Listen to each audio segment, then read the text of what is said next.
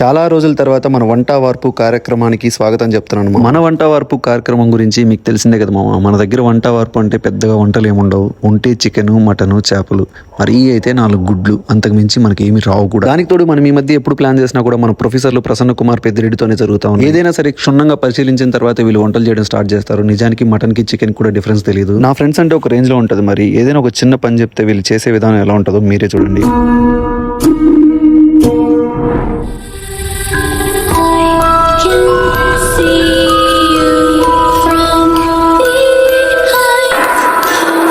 అసలు ప్లాన్ ఏందో చెప్పలేదు. ఈరోజు చికెన్ కర్రీ, దాంతో పాటు పక్కనే చికెన్ ఫ్రై కూడా చేసుకుంటున్నాము. నేనైతే 2 ఐటమ్స్ ఒకేసారి చేయడం ఇదే ఫస్ట్ టైం.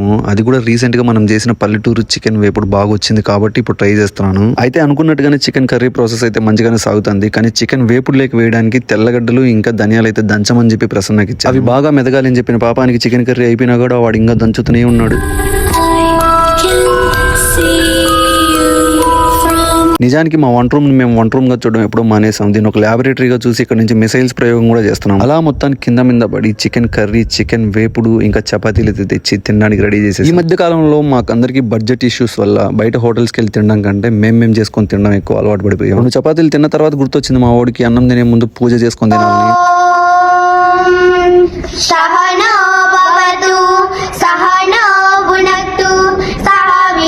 అలా తినడం స్టార్ట్ చేసాము. మేము ఇది ఫస్ట్ టైం అనుకుంటాము. తినేటప్పుడు ఒక మూవీ పెట్టి అయిపోయేంత వరకు చూడండి. స్క్రీన్ మీద కనిపించే చిన్న బొమ్మతో మేము ఏ మూవీ చూసామో మీరు ఎంతమంది గుర్తుపడతారో ఒకసారి కామెంట్ చేయండి మామ.